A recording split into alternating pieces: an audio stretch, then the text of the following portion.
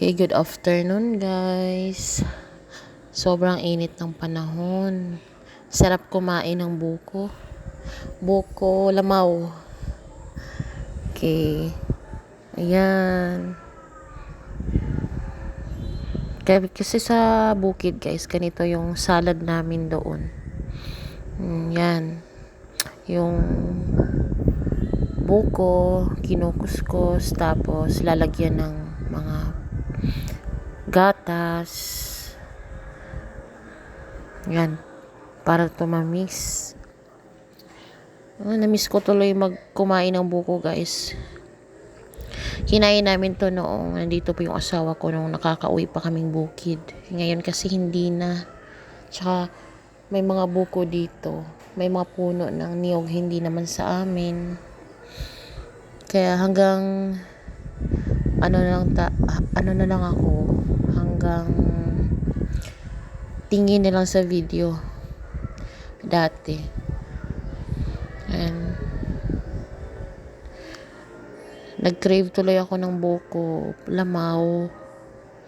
Ayan, tapos lalagyan ng biscuit.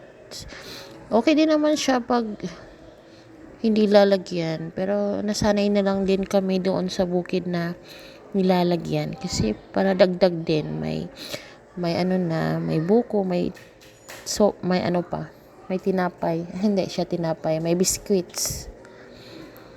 Yan, masarap din naman siya pag lalagyan ng biscuit.